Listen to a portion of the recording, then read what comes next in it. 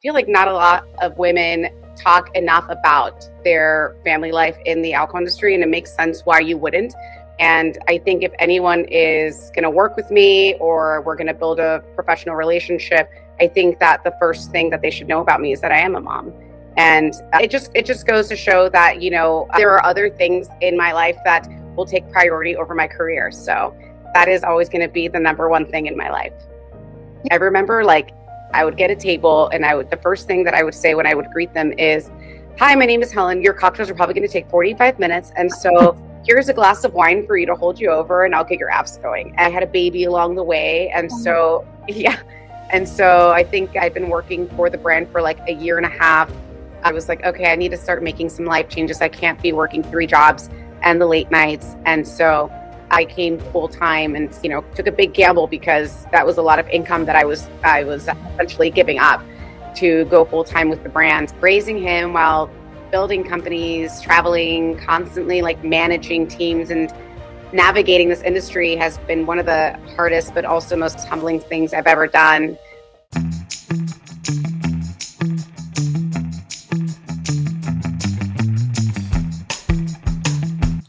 Welcome back to Be Anomalous, the podcast for the misfits, the trailblazers, the cultural disruptors, and anyone bold enough to carve their own path.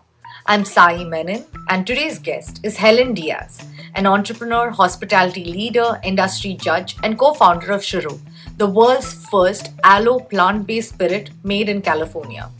Over the last decade, Helen has helped transform Chareaux from an idea and a bottle sold out of the trunk of a car into a nationally distributed brand carried by major accounts including Whole Foods Market, Total Wine & More, Marriott Hotels, and countless bars and restaurants across the country. Helen has spent more than 2 decades in the hospitality industry, building a career from the ground up inside some of the most iconic bars and restaurants in San Francisco. She became one of the first Latina women to win Miss Speed Rack, one of the most respected bartending competitions in the country, and today serves as the judge of San Francisco World Spirits Competition. She's helped raise capital, scale brands, lead national sales teams, build new product categories, and she's now preparing to launch her family's coffee venture, Cali Coffee. But despite all of those achievements, the first thing you will see in her profile is 4 simple words: I am a mama first. Because beneath the awards, the growth, and the business success is a woman navigating motherhood, leadership, identity, resilience, and the constant challenge of building a meaningful life while building meaningful companies. In this episode, we talk about hospitality as the ultimate business school, the lessons learned from building a category-defining brand, fundraising through uncertainty, breaking barriers as a Latina woman in the spirits industry, and how becoming a mother completely changed her definition of success. This is a conversation about ambition, resilience, and staying grounded in what matters most. So, let's get into it. Welcome to Be Anomalous, Helen. This is this is a conversation that I've been looking forward to. But before we dive into everything that you've achieved, one of the things that caught me the first time I saw your profile on LinkedIn was I'm a mama first. And I think that's such a great, I feel like it's gutsy in some ways also to be able to put that, especially in the industry that you're in. So tell me a little bit about that and also who you are. Yeah, so my name is Helen Diaz. I live in NorCal, in a town called Petaluma in California, and I have been working in hospitality for 20 plus years. I don't even know exactly, since I was 15, so about 23, 24 years now. And I have an 11-year-old son, or almost 11-year-old son. So between the chaos of what this industry is and also being a mom, I feel like not a lot of women talk enough about their family life in the alcohol industry, and it makes sense why you wouldn't. But I do think that it's important that, women are recognized for people who, or women who are following the career path are also recognized for being able to, follow the career path, be a mom. And I'm not saying like everyone should do it all and everybody should be a mom and also follow a career path, but it is very, it can be challenging to do both. And I think if anyone is going to work with me or we're going to build a professional relationship, I think that the first thing that they should know about me is that I am a mom. And it just goes to show that there are other things in my life that will take priority over my career. So that is always going to be the number one thing in my life. You said it makes sense that women don't speak about that. Why do you think it makes sense? And also, what made you stand out or like choose the other path? Why did I choose to? Yeah, be upfront about the fact that you're a mom. Yeah, I think I noticed that when I started to like jump on calls and things like that, we would sort of jump right into business. And, I'm not really big into small talk, but I do like to check in on people, especially like if we've never met and just kind of learn a little bit about their world and their life. And so I started to kind of talk about my son and also from when he was like, able to walk, he especially he wasn't in daycare, like he would come into the room and, like, who are you talking to? And I'd be like, that's my kid. And I don't really feel like I should apologize for that. It's like, hey, there's a little person around here. It's not distracting me. I mean, I'm still, and again, he still always will come first, but I think we just have to like normalize it because we have families and, they're part of like the motivation behind our work ethic. So children really like, make everything what you do like much, much more intentional. So I think it's important to state that like, hey, I'm a parent. And so like you're more motivated to get things done because you got somebody watching you every step of the way. My God, yeah, that's such a like it's such a great sentiment because being a mom is not really a negative. It's actually a positive because you get that motivation to be able to get work done much more efficiently. And I think that's something that's getting lost in this whole, the topic of, being a mom or having a family life. Yeah, So, absolutely. I mean, and they see it all. Like they see yeah, the struggle, they see every tear. So it's also good on that end too to be like very transparent. Like, yeah. your child, yeah. I saw that you moved to the Bay Area at 19.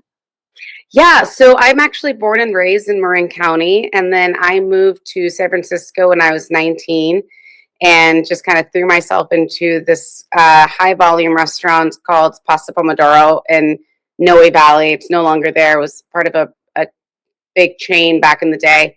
And the owner actually sold the chain off and started a restaurant called Beretta in San Francisco. So that's sort of like where I got involved with like food and beverage. And even though I was working at this restaurant, this Beretta became a very like craft cocktail bar, one of the first like cocktail bars in San Francisco. So I got to learn a lot of like, I got to work with a lot of amazing mixologists, and I was really young. I was only like 20 years old. So I felt like I was a little spoiled because I got to learn about like, fresh ingredients. And, most bartenders, they probably started like at a dive bar, and it was the opposite for me. I got to learn about classic cocktails and how to make them with fresh ingredients.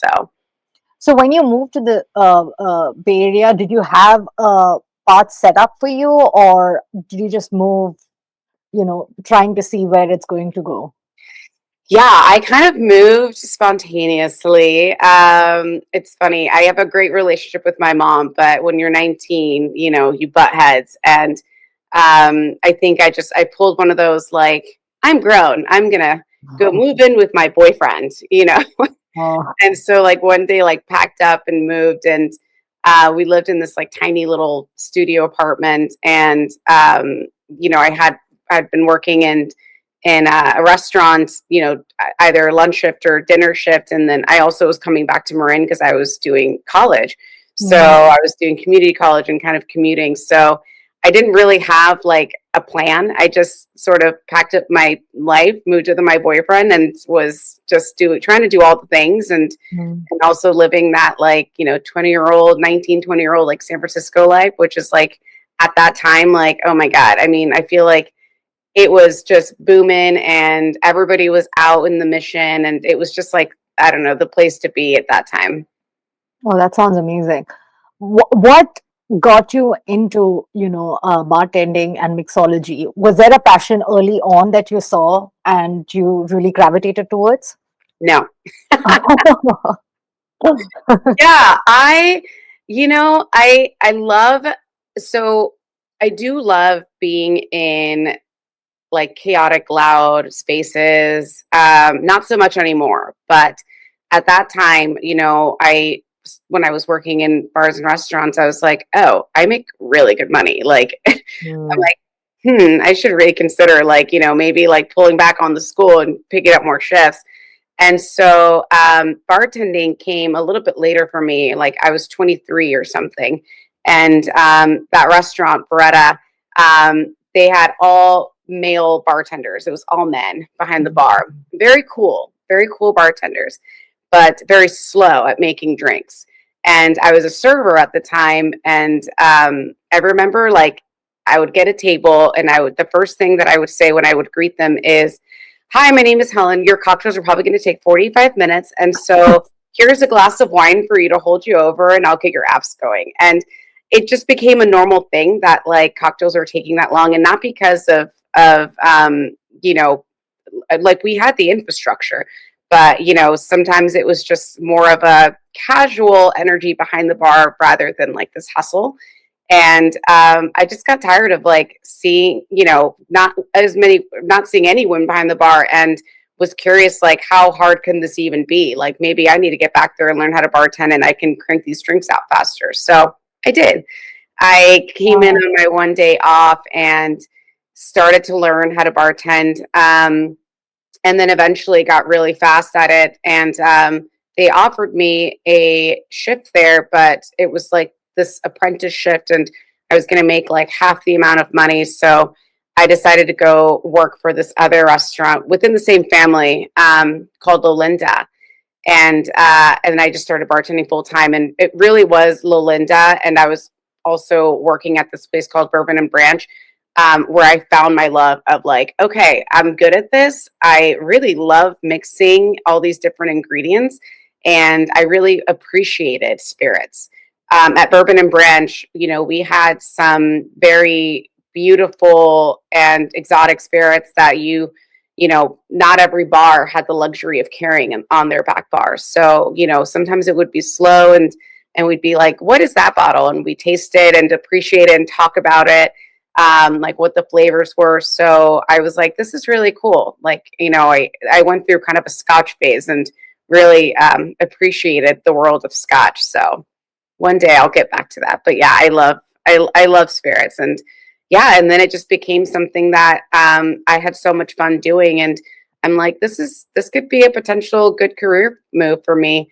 So I did end up stop going to school. It just got to be too much with the commute, and focused on bartending, and later on co-owning a consulting company. So wait, what were you studying at that time? So I was studying psychology and a little bit of business, Oh. but mostly majoring in psychology, which, honestly, psychology, I feel I learned mostly through hospitality, by being in rooms with people that are unpredictable, under the influence. Yeah, I feel like So, psychology is also, I mean, it helps you talk to so many people on a daily basis, which even do, like, I mean, as a bartender, you basically are a therapist. I So was just going to say that. Yeah, I mean, bartenders are usually called the therapist because you're like sort of yeah, listening to so many things. And yeah. how that helped you with your psychology. And there's not Mhm. very much room behind the bars, so you're forced to You have listen. to listen.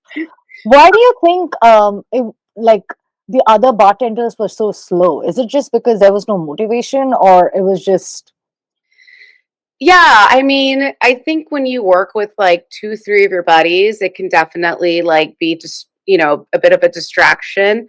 And then when you have like cute girls at the bar, like, you know, you're more motivated to flirt with the girls and get that girl's number than to like look behind you and see how many tickets are being printed. So I think really like it was just this era of like cool bartender and I'm gonna do what I want. And you know, the customer didn't always come first, and unfortunately at that time, you know, and but people still waited for their drinks and people still kept coming back. So, you know, the cocktails were that good. But I think a lot of that mentality has changed, and bartenders are putting hospitality before, you know, hanging out with their friends behind the bar and taking shots. Like I think hospitality, like right now, the way that it is, has evolved so much more, and so we're seeing a lot more nicer bartenders because I So think it was all been served by the mean bartender here and there. yeah, Yeah. that's always going to be there. What did you learn about hospitality through this process of working with restaurants and bartending? We mentioned psychology, definitely communication, sales, and it taught me to be really resilient. I mean, there were moments of like, you know, things don't go your way or you drop a tray of drinks, which is everyone's worst nightmare. And if it happens to you, I swear to you, you're going to dream about it 20 years later. You still Wow.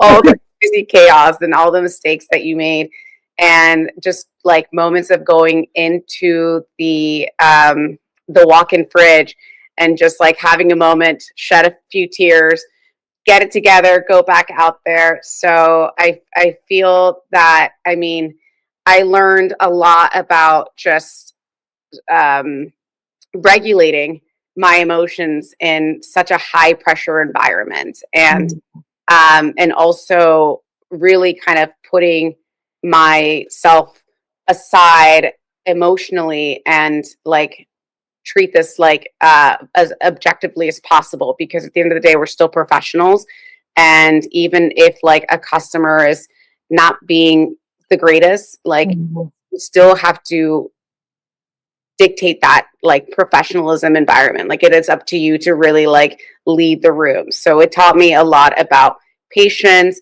taking a deep breath, taking a step back. And even though maybe that person is not right or is treating you horribly, you know, it forces you to be the bigger person. A lot of it seems like you can translate this into entrepreneurship. 100%. I would say hospitality has been my greatest teacher by far. So, and you know, I mean, you're doing transactions, so you're charging somebody for a drink, and it's supply and demand. So right there, and Yeah. so you can take everything that you've learned working in bars and restaurants and apply it to business one day. And I think everyone should work in a bar restaurant at least for like 6 months, you know, just to kind of like understand it. It really does shape you to just kind of have empathy and have that kind of resilience. So What was the really, is there an experience that you had with a customer that you still remember to date? oh yeah, I mean, from, you know, inappropriate physical touch Mm. to you know, unfortunately like racism, because I am a Latina. And so there, I mean, it's especially people who have, I mean, we're in a, you know, a space where all people are drinking. And Yeah. so it's hard to control other people's emotions. The best you can do is maintain calm and eject that person when it gets to be that uncomfortable. But, you know, for the most part, and there's no like training manual for that either, you know, like it really is something that you have to set boundaries for yourself. Like, how far am I willing to let this customer go before I say something and have them kicked out? Or how can I turn the situation around? Maybe this person is not being the most appropriate, but I can maybe shift that energy and, you know, and guide it into a different direction. So it's kind of like, I don't know, like a little bit of like magic that has to go along with, Yeah. you And I know, think you're also so young, right? Like I mean, at that point, you were so young and you're trying to navigate all of these things and you don't know what's right, what's wrong. Are you the one who's overthinking it? Like there's so many layers to it, right? Absolutely. And I mean, it's not to say that it always looks like that. It's never perfect like that. Of course, like you're still human. You're still gonna, you know, uh, crack under pressure and maybe even like, meet somebody's inappropriate behavior by, challenging them right back and making the situation worse. And so, but that's how you learn. You're like, ooh, I shouldn't have said that. And so then it's like, okay, I won't do that next time. So, you have to make those mistakes and get into those uncomfortable situations and confrontations to know how to handle it the next time. What advice would you have for someone who is navigating that at their workplace? Um, Walk away. Get your breathe, like take a deep breath. And I think, and sometimes it's really hard to walk away, but I think the best thing that you can do for yourself is pause, take a deep breath. If you can turn around or find a quick distraction or something, just to kind of like think before you say something. If it's something that you can't say, without getting um, super emotional, then immediately just grab somebody and just say, this person is making me feel uncomfortable. Can you step in? Can you trade places with me? Can you, and I have done that. I've worked with other bartenders. Mostly it's been men. And so Mm. when a customer's been inappropriate with me, I'm just like, can we switch wells, please? And Mm. he's like, yep, I got you. And the good thing is that when you work with your teammates for a while, you kind of like you have sort of signs that you give each other when you're uncomfortable. So definitely develop those signs, like just Mhm. like hey, we're having one of those moments again, and it's like it's your call for help, without being obvious. But first and foremost, like take that deep breath and try to like collect yourself before like becoming reactive, because that's the easiest thing to do, and it always never ends well. Yeah. Yeah, it's a hard thing to deal with. So moving forward, how did you like tell us from there, how did you get to Chareaux? To Chareaux. Chareaux, sorry. Yeah, no, no, no. So I actually met Kurt, who is the founder and distiller of Chareaux, in 2013. And Chareaux was a 2-month baby, and he was selling out of the trunk of his car. So we met at this large bartender convention called Tales of the Cocktail that's in New Orleans every year. And we were out a little bit past our bedtime with the friends and, having a cocktail or a beer out in the street.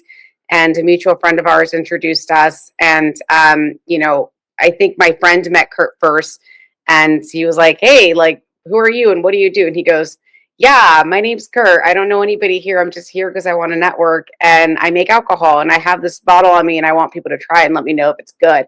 And he had just launched Chareaux in Southern California. He was born and raised in Los Angeles, and had a really good response at first. And so he's like, well, if it works here, let's see how it works in San Francisco. But I don't know anybody. And so Trevor was his name, who introduced us. My friend Trevor was like, oh, you should go talk to Helen Diaz. And he's like, oh, okay, I'd love to meet her. And at the time I was working at different bars and restaurants and also doing some consulting. And so it was not the appropriate time to do a sort of interview, but it was like close to 5 in the morning. But I'm so glad that we crossed paths. I mean, it took me to where I am now. So I met Kurt, got this really good feeling about him. He is a very honest, humble human being, and his energy was great. And when I tried Shura, I was like, oh, I know exactly what to do with this. And I'm like, if you hire me, I will take this to where as far as I can. And so he did, and I was the very first employee of the company. This is before there was really like no other way of getting the word out about something, like, especially spirits. You didn't really have like social media. There was like no Mm. like stories or like, so the best way to get anybody to taste it was knocking on doors. And so I would go to all my friends' bars and say like, hey, I have this amazing bottle. Do you want to try it? And this is how I make, what cocktails I make with it. I'd give a couple recommendations, but most bartenders, when they try Chareaux, they instantly know like how to apply it to a cocktail. So, it's just the two of us, and we didn't know exactly what we were doing. We were just like, people like it. I didn't quit my day job, of course, because at the time it didn't pay much, and both Kurt and I were like barely paying ourselves with it. But we started to expand and then grow into more markets. I had a baby along the way, and so yeah, and so I think I'd been working for the brand for like a year and a half. I had a baby on the way, and I was like, okay, I need to start making some life changes. I can't be working 3 jobs and the late nights, and so I came full time, and took a big gamble because that was a lot of income that I was essentially giving up to go full time with the brand. But we were in a place where it needed me to come full time and to give it my full attention. So I ran everything sales and education and advocacy for the brand. Kurt maintained distilling and did the marketing side of it. So we were perfect, like this yin and yang. And, later we opened more markets, and we were in like 42, 43 states now. So Wow. the brand did get acquired in December, but Kurt still distills it, and I'm still the co-founder, and I work with this amazing portfolio of brands, and get to focus on Chareaux. So it's been quite a journey. Oh my God. Yeah. It's been like you sort of gave a gist of the entire journey that happened in such a long time. I want to go back to that moment where you met Kurt. And Yeah, a lot of the times, people are really trying to find the co founder, but this sort of happened in such a way that Kurt met the right partner. Like, yeah. like you said, the in and yet. What sort of worked out in ways that you felt like, yes, this is going to work out? Because you were still doing your day job, and you were able to do this on the side, which it's obviously an extra work. What made you do that? What made me choose Chareaux? Yeah, what made you choose Chareaux and also have conviction in Kurt to be able to, partner with him? It's this weird feeling that I had that it's no surprise that the liquid in the bottle is stunning and um very, there was nothing like Chareaux. And so what Kurt had developed was something that really broke a major category that needed to be broken. And when we look at the spirits industry, we look at like the major players, like, we know the whiskeys and the tequilas and the vodkas and who lead the charge in those categories. But we, at the time in 2013, like who was really like leading the charge in this liqueur space? And this is before like, the world of wellness and alcohol ever really collided, because, now we're seeing that trend that people are Yeah. looking for like more wellness products, even in spirits.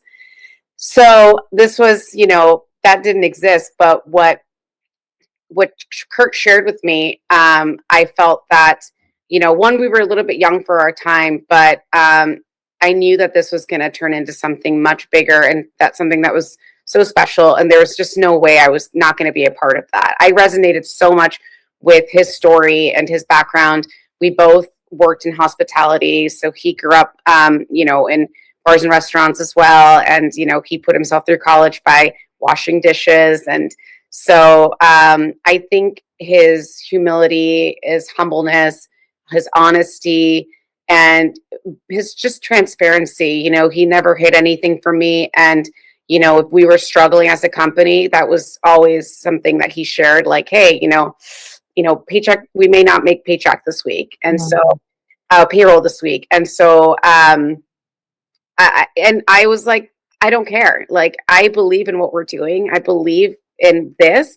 And and I'm so glad that it's been 13 years, because to look back on those days, I'm like, woof, those are some rough times, but, and it's exhausting, and it's definitely like, it drains you. But when you love it, and and like, it doesn't matter. Like, you just, and so for me, even if I was, not paying myself, like, I knew that, like, giving this brand an opportunity was going to go far. So, and keeping my consulting and bar job made sense, because it allowed me to showcase Chareaux. Whenever I'd be behind the bar, I would tell people like, hey, you want to try something cool? And if somebody said dealer's choice for a cocktail, I'm like, great, I'm going to make you a cucumber gimlet with Chareaux. And any menu I touched, there was at least like 2 Chareaux cocktails on the menu. So it really helped with getting the word of this brand out. And and building it has been one of my many proud moments in my life. So That's so interesting. So how is Chareaux different from anything else that you've tried? So first, we're the first aloe spirits in the world. Kurt had a cocktail in New York City that had fresh aloe juice, and something kind of like clicked in his head, and he's like, aloe, aloe, aloe, aloe. Like nobody's done aloe before. And so what's in the bottle is like there's a lot more than just aloe, but we use fresh ingredients like cucumber, mint, melon, lemon peels. So everything that goes in the bottle derives from a plant, a produce that comes from a local farm. So the distillery is in Santa Barbara, and we're about like a 15-minute drive to all the farmers that we work with. And we get what is called the number 2s, the imperfect produce. So produce that don't make shelf because they look funny, but if you cut them open, they and taste it, they taste just like, a beautiful fruit. So like, maybe a curvy, weird looking cucumber, but it still tastes amazing. So what I think really sets us apart is that Chareaux is labor intensive. We make 4 distillates, individually. It's a eau de vie base, which means water of life in French, but it's a fancy way of saying unaged brandy. We get wine, we distill it, we have this nice unaged brandy, and from there we macerate it with the fresh ingredients, so cucumber, mint, melon, lemon peel, but we do that individually, so separated from each other, all the ingredients. And mostly because they have different harvest time, and some can take a couple days or some can take up to 7 days to fully macerate with the unaged brandy. And so once those tanks of the unaged brandy and the produce fully macerate, we redistill, and we have 4 high proof distillates: cucumber, mint, melon, lemon peel. So we blend. And so when you open a bottle of Chareaux, cucumber is in the air. When you taste it, the mint and the melon really come through. And we got to bring this down to 50 proof. So most spirits are 80 proof. So tequila, vodka are in about 80 proof. So being 50 proof puts us in like this, what we call a modifier, meaning that you're an ingredient that like Saint Germain or Campari, that's a little bit lower in ABV and is something that you can mix with. So you'd mix Chareaux with vodka, you'd mix Chareaux with tequila. And so by applying aloe, we're bringing it down to proof, to that 50 proof. And so aloe vera on its own has this really rich texture. And on the palate, it's got this nice, beautiful, silky palate. So it mimics what sugar does.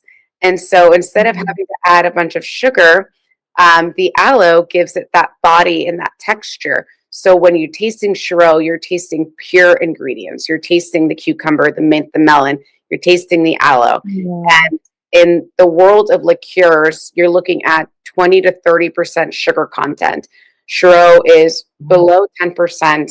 It's half the calories of an orange curacao or an elderflower liqueur. It's a quarter of the sugar as anything in that category. So we really disrupted the liqueur world by being something that is lower in calorie than tequila, which is, as a liqueur, is kind of unheard of. And there's really nothing that tastes like cucumber, mint, and fresh aloe. So it should be really fresh tasting. Can you have it by itself? Absolutely. Yeah. If people want to like stay away from or like consume less alcohol, you can just have Chareaux by itself. Yeah. I mean, my favorite drink to have in the backyard on a hot day is a Chareaux and soda. It's refreshing, and I like a little bit of effervescence. So it's kind of spritzy, and spritzes are never going away. So it's a less bitter spritz, more of a garden spritz is what I like to call it. And low ABV, which is great because if I want one more, I'm not destroyed. And and again, you don't have that like crazy sugar volume that's, in most liqueurs. So you don't feel that like kind of like headache at the day after. The hangover. Yeah. So it's clean, and I think it's like 80 calories. So Oh, wow. yeah, Okay. yeah, it's 80 calories for a Chareaux soda.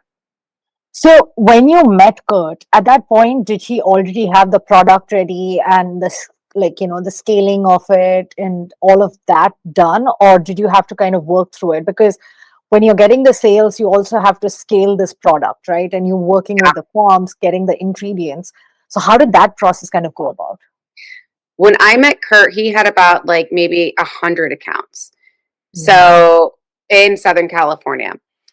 So there was no scaling the brand yet. So we opened markets together. I think Nevada was our second market that we opened.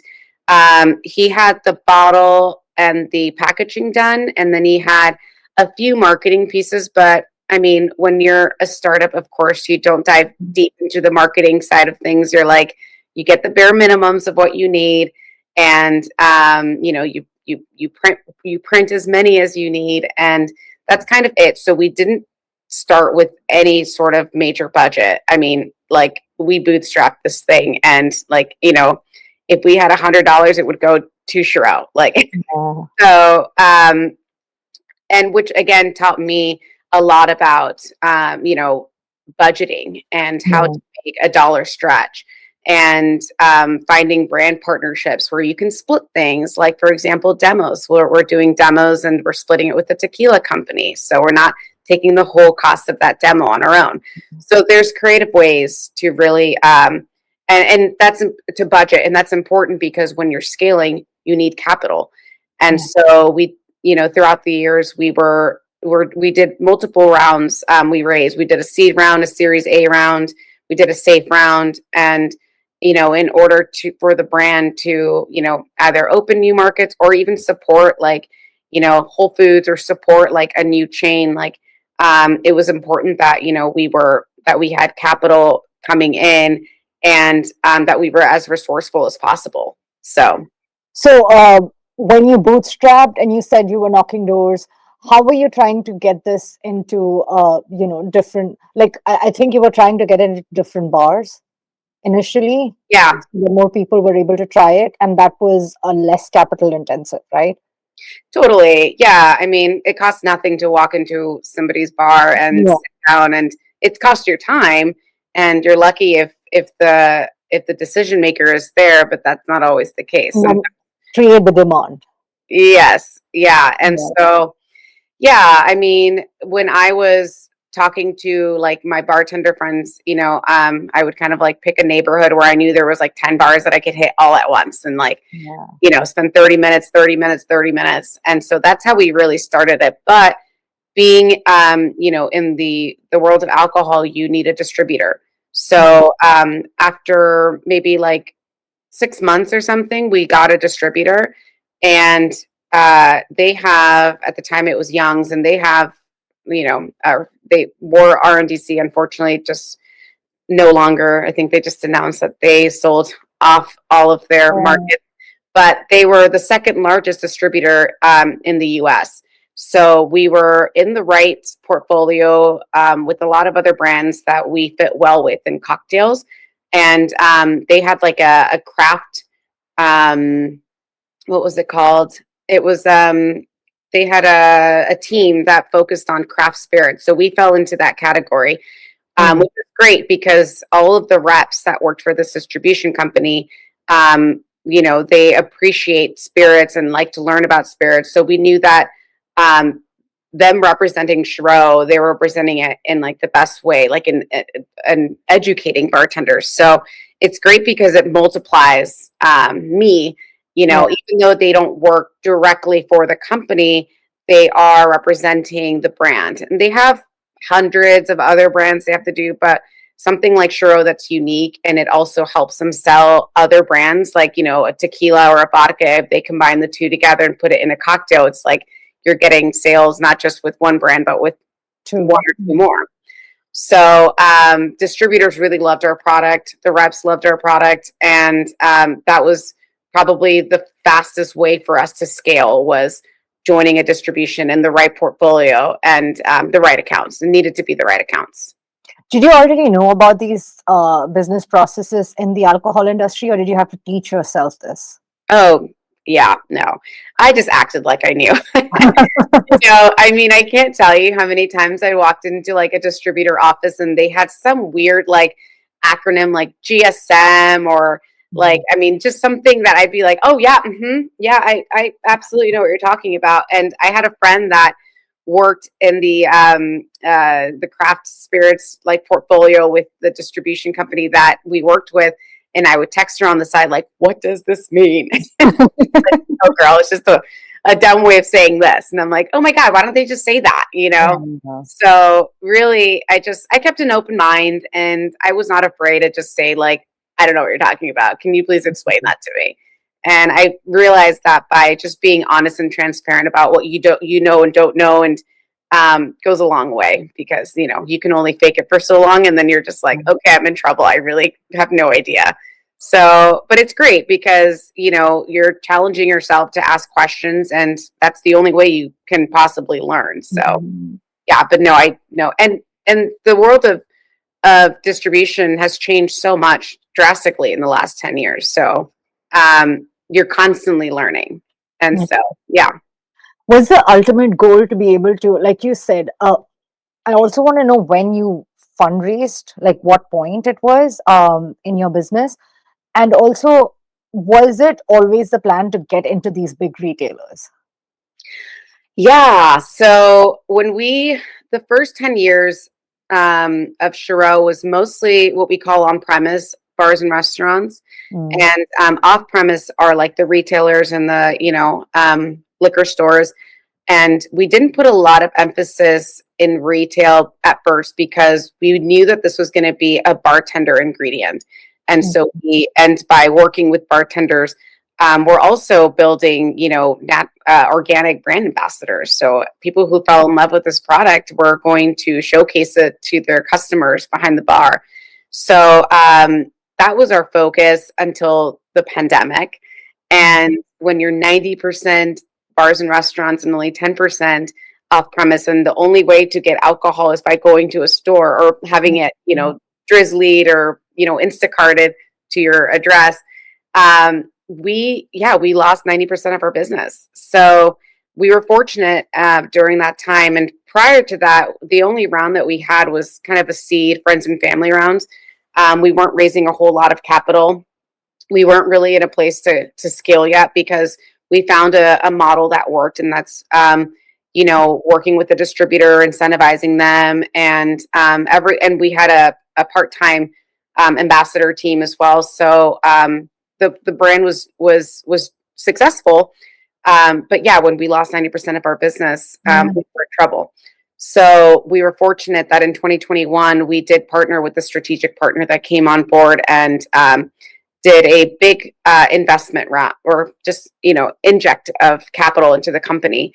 And it was great for a few years. But unfortunately, that company that invested in Chareaux, they went bankrupt and put us in a really tough time. And so but with the capital that was injected to the company, we were able to update our packaging, our bottle. We got to spend a little bit more money on like marketing and POS, updated our website. So we put that money to good use. And we were lucky that we were really careful with how we budget everything out. But of course, as you scale and you're investing more into your company, that money does run out at some point. Yeah.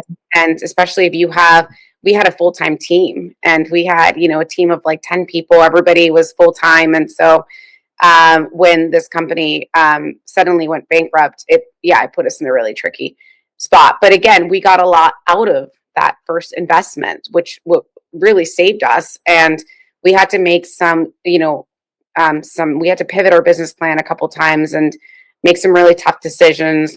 Had to let some people go.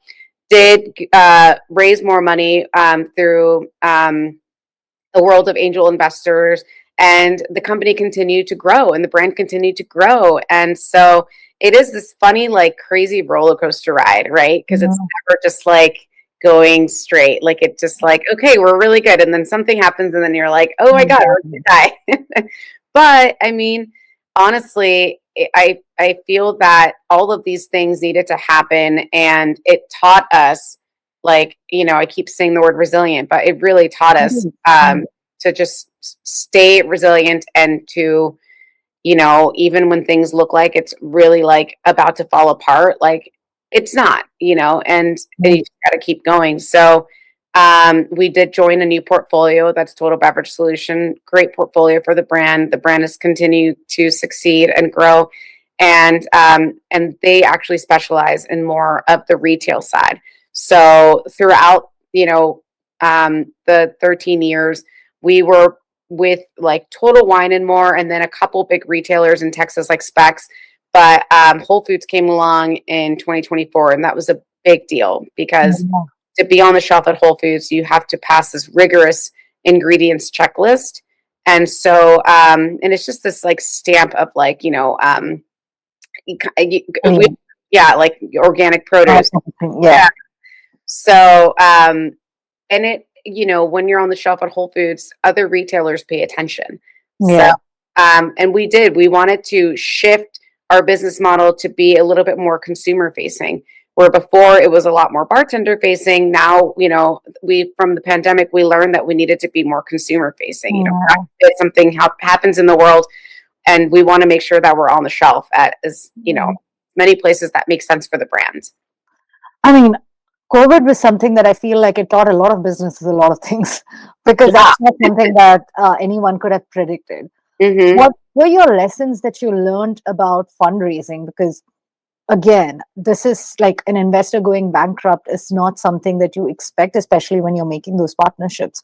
What did you learn through that process? And do you think in hindsight you could have avoided that? Well, there's a lot of learnings. Know your numbers, don't ask for more than what you need, and have a business plan that, your investment can support. So make sure that you have a plan in place. You're not just raising to raise. And, one of the scariest thing for me to hear, like, when I talk to other founders sometimes, is they give a range of how much they're looking to raise. And I'm like, no, you got to know exactly to the dollar, like how much you're raising. And so you need to know like how much is going to the different categories, how much is going to go to support your retailers, how much is going to go to support your chains on premise, how much is going to go to incentivize distributors, how much of it is also going to go to lower your price so that you're competitive with your competitors in that category.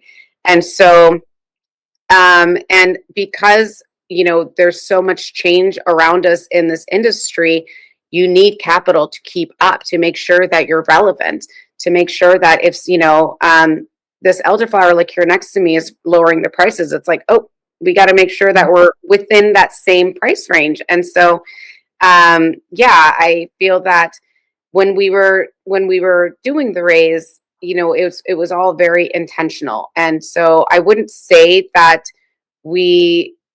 there was a time that we needed to avoid it. I think with the trajectory of Chareaux and our growth plan, it was necessary, because we do think that this spirit has the potential to be, at the forefront of, this wellness category of better for you.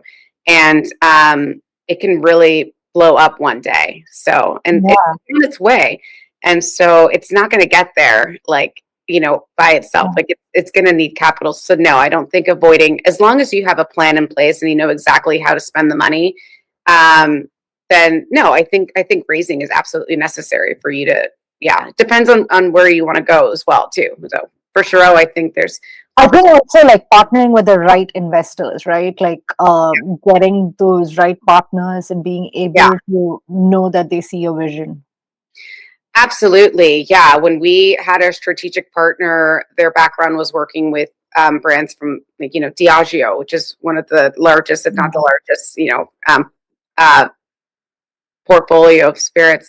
So they had a lot of experience with brands like ours, and which was great because it helped open doors in conversations with retailers, with chain accounts on premise. And so I would say later down the road, we did work with some angel investors, which is great, but you want to work with people that know this industry, know this business, that can be a guidance and not just a walking checkbook. You want them to apply their experience in this industry and someone that you can learn from. So Yeah. When did you had said that you were expecting at the time of, just starting Chareaux while working your day job. When you made that transition to completely invest yourself in Chareaux, were you paying yourself? yeah, I mean, obviously, I paid myself with Chareaux when I went full time, but I was still paying myself, and it wasn't a whole lot. I used to even call it my fun money because I worked, I think 2 bars at the time and was still consulting. So yeah, but again, obviously, I had to change that lifestyle around. But I'd say like I was in a very steady place, and working in bars and restaurants. Like, I mean, tips, it can be up and down, but there was always like cash in your pocket. So yeah, I definitely took a pay cut going full time with the brand. But I still love that. If I ever want to like run back to bartending, I know the money's good and it's always there. So Uh, what did you learn about motherhood? That, I mean, I feel like throughout your journey, you've been learning so much from, you know, people, but how did motherhood sort of change you in this journey? yeah, I'd say it humbled the hell out of me and shocked me, and it really just kind of like it slowed me down in the best possible way. I have an 11-year-old son, and What's his name? his name is Rowan. Oh, Rowan Brent oh, Sparks. oh, Yeah, raising him while building companies, traveling, constantly like managing teams and navigating this industry has been one of the hardest but also most humbling things I've ever done.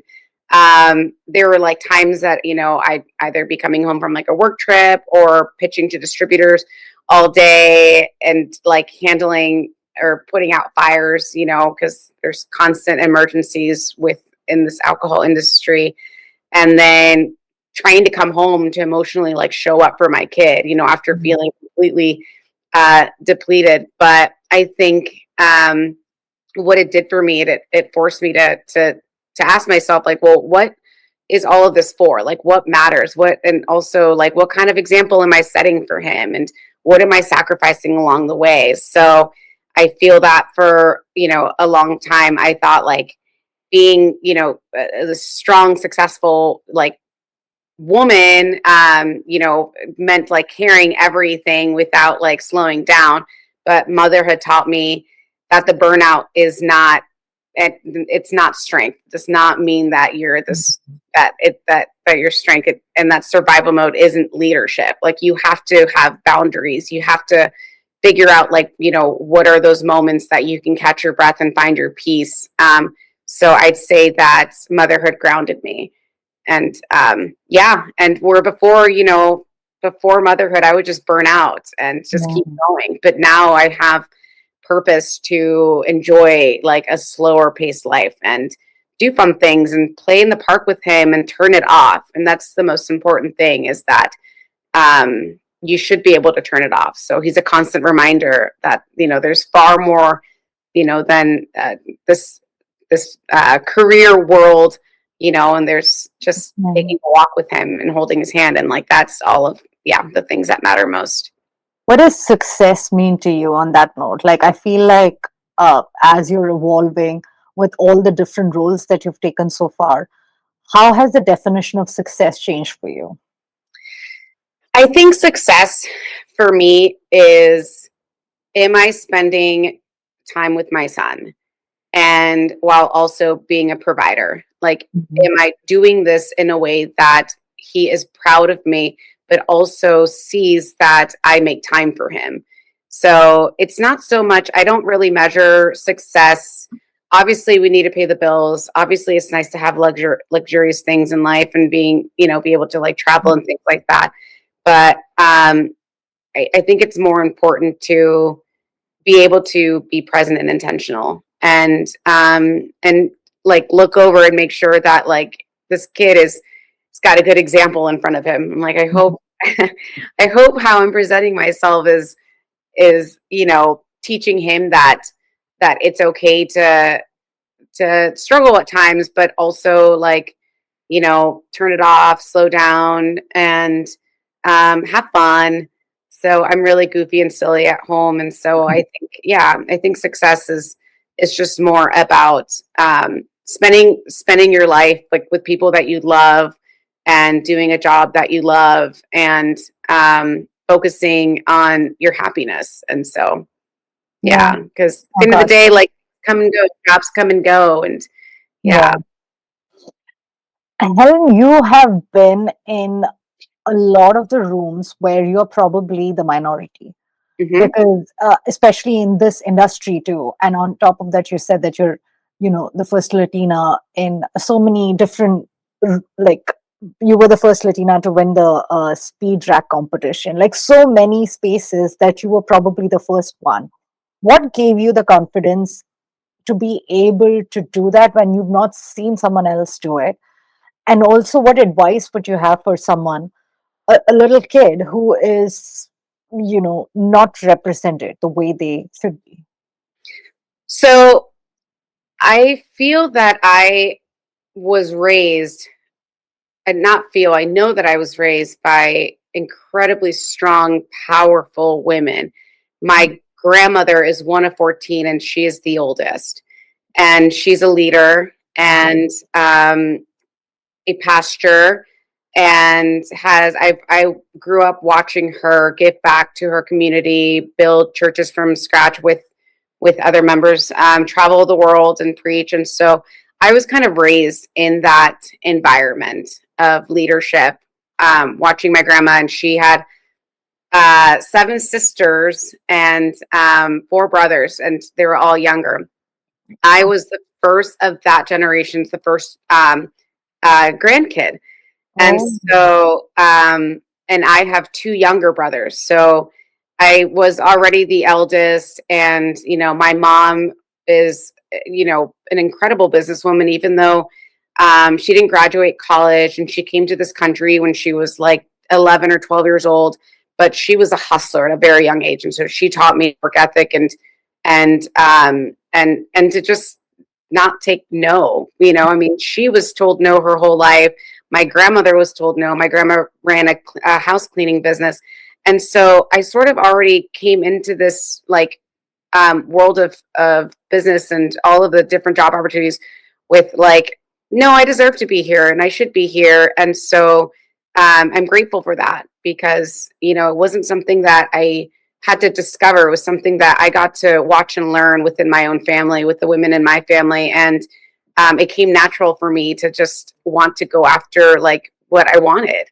And yeah, I would say, for anybody that is listening, be ambitious, and it's okay to be soft and strong at the same time, be courageous. And I just don't think that you have much to lose if you go after something, like maybe, maybe don't do something that's going to like hurt you physically, but like, I think it doesn't hurt to just like, if there's something that piques your interest, like it doesn't hurt to just go try it. I yeah. told my little niece that, she's like, I want to do that. And I was like, well, why not? Like, what's stopping you? And I think more people need to ask themselves that question. It's like we all have like this fantasy of like what we want, and like, oh, I wish I could do that. And I'm like, well, why not? So we Yeah. just really have to like, instead of like, saying wish or like maybe or anything, it's just like change that mentality and just say like, well, I can. If I really want to, I can. So yeah, I think especially for little girls, like continue to be feminine because femininity is powerful as well.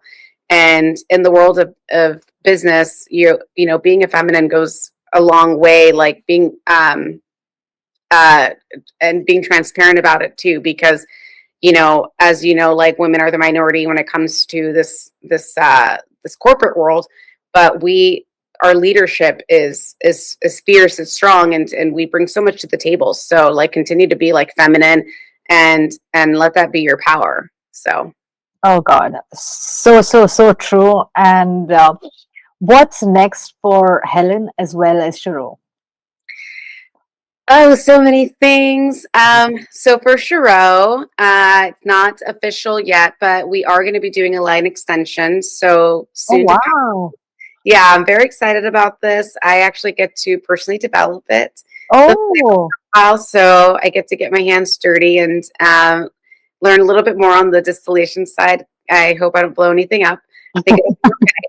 So I'm really excited about that. And then I actually have a cousin that bought a mountain in El Salvador, long story, and oh, a few years ago and started growing coffee. So in the future, I definitely will be more involved with helping him scale his coffee business. Not anytime soon because my hands are pretty full with Chareaux, but I would love to do something that is rooted in my culture, and I do think that that's going to be something that's going to be a passion project for me in the future. wow, Helen, you have so much going on. How are you kind of like balancing everything? I feel like more people need to learn that. Yeah, there's no such thing as balance. I think we're constantly having to like recalibrate what balance looks like. I think it's just, you rotate your priorities. It's like sometimes, some one priority can take more energy out of you than the other, but like they're always in rotation. Okay, So, but trying to figure yeah, out. I mean, you just do your best. On that note, we always end with your favorite quote that changed your life and a favorite book, um, again, that changed your life. Oh boy, I wish I would have prepared for this one. Sorry. No, there is, I mean, for me, it's not so much of like an author quote. It's a quote that my grandma says in Spanish to me, and it always sticks out to me. But it's the way that it translates. It's every everything that you put out into the world, like you will receive. And so I try to think about that a lot because I believe in karma, and I think it's important to just check yourself to make sure, like, am I putting out what I want to receive? And Hmm. so I always think about my grandma's voice and that's guided me through so many difficult times. How do you say that in Spanish? Uh, how did she say it? Todo que se coseche. I have to ask her exactly because it's a little bit long and a tongue twister, but Oh, wow. yeah, Okay. but That's beautiful. I tend to always go back to that, and it helps me with problem solving. So I would Hmm. say, yeah, she's a very powerful. She's got a very powerful voice. So and then I have a lot of books that I love reading. One book that I feel well, so I love Anthony Bourdain. Kitchen Confidential is one of my favorite books. Okay. I think because every person that's worked in bars and restaurants like has been in the situations that he's been in and just the chaos and stuff. And then there's an author that I do like, Eckhart Tolle. It's more on the spiritual side of things. Okay. Yeah. So kind of very different from each other. We have, Yeah. you know, uh, uh, Anthony Bourdain, if yeah, famous chef, and then more of. I need both. I need the Yeah. chaos, and I need the peace. The centering. Yes. Thank you so much, Helen. It was such a wonderful conversation. I always feel that by the end of it, I still have so much to ask, but I have to be respectful of the time. So thank you so much. You. Thanks for letting me go on and ramble. Oh my God, no. Yeah, I appreciate you This was such a letting me share meaningful my conversation. story. Yeah, this was such a helpful conversation. And thank you so much for being so honest and candid about everything that you went through. Thank you. Yeah, I try to be. That was Helen. I want to leave you with one of the biggest lessons I took away from this conversation with Helen. Success isn't a fixed destination. When we are younger, success might look like titles, promotions, awards, recognition, or building something big. And Helen has achieved all of those things. She's helped build a nationally recognized brand, won industry awards, judged some of the most prestigious spirits competitions in the world, and broken barriers throughout her career. But what struck me most was how her definition of success evolved. Today, success isn't just about growth or accomplishments, it's about being present for her son. It's about having the freedom to design a life that aligns with her values. It's about building meaningful work without losing sight of the people who matter most. And I think that's a reminder all of us need. You don't have to inherit the definition of success that society hands you. You can get to create your own. You get to decide what matters to you. You get to decide what you're optimizing for. You get to design a life that feels successful to you. The other lesson that stood out is that almost every major breakthrough in Helen's life started with a risk. Moving to San Francisco at 19 without a clear plan, walking behind the bar and learning a completely new craft. Taking a chance on a startup spirit brand that was being sold out of the trunk of a car, leaving stable income behind to go all in on a vision she believed in. None of those decisions came with guarantees, but that's often how extraordinary lives are built. By betting on yourself before the outcome is obvious. So if there's something you've been thinking about pursuing, building, creating, or becoming, maybe this is your reminder that the path doesn't have to be perfectly clear before you begin. As Helen said during this conversation, when you find yourself saying, I wish I could do that, ask yourself one simple question: why not? Thank you for listening. If you enjoyed this conversation, please subscribe to Be Anomalous. And as always, be bold, be real, and be anomalous.